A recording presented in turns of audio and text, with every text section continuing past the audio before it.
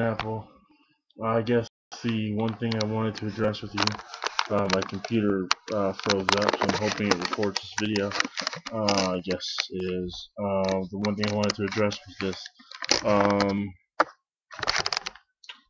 Wow, my webcam's like freaking out. It looks really laggy too. Yeah, it is. Don't ever get a netbook. The one thing I wanted to talk to you about, I actually am scripted in this video. See? Well, this is the papers that have stuff written on. You addressed the Uri Miller experiment. I'd like to make it clear that the Uri Miller experiment only produced amino acids, which are, of course, important to life, minus the left-handed ones that Uri Miller produced. Most of them were left-handed or left-sided amino acids, which are completely detrimental to life. Just so you know, your example of Bob with the tattoo and the chess players was what we call in psychology is a confirmation bias, or you can even use the term sweeping generalization. What that means is, in other words, like let's just say this is irrelevant to the discussion, but I just figured I'd tell you a little bit. Let's just say I got a new hat. Because I have a new hat, I'm going to be more aware of everyone else's new hat because I have one. Anyway, the reason I cannot support macroevolution is because, like you addressed in another video, minor changes happen, but if the changes are too big, the life is terminated. Hence, like a miscarriage or something along those lines.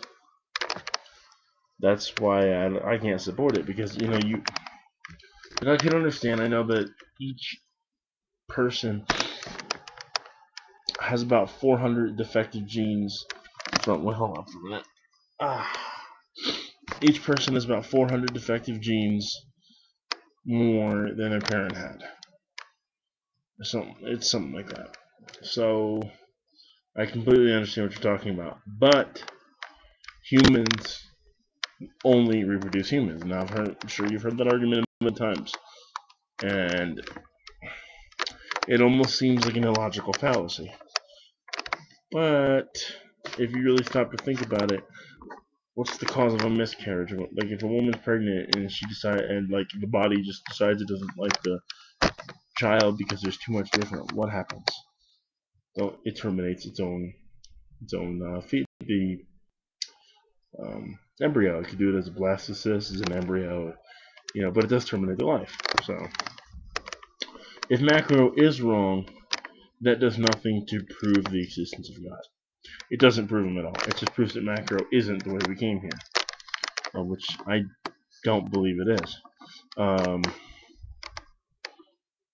you said if macro happens, why can't micro? Well, I believe that became expressed in the answer I just gave you, where, when there's so many genetic mutations or differences from a parent to a child, the life's terminated. Now that's not to say that it's not saying like the difference between a mother and the granddaughter or grandson can't be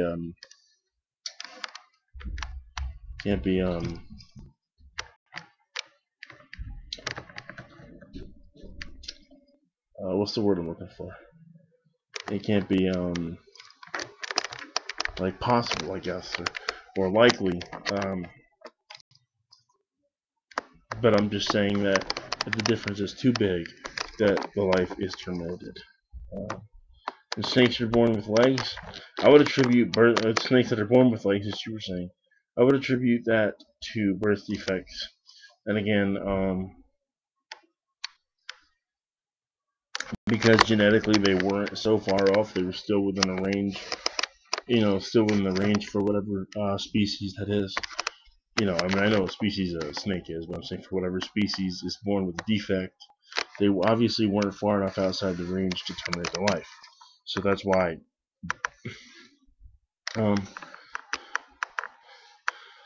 If you can prove to me,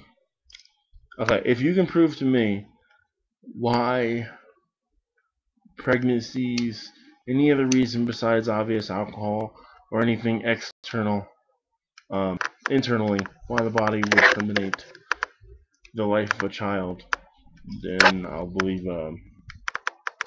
macro is possible. I still don't think macro does anything for the existence or for the to dispute creation, but I'll believe macro. So let's see if you can come up with anything, right? Peace.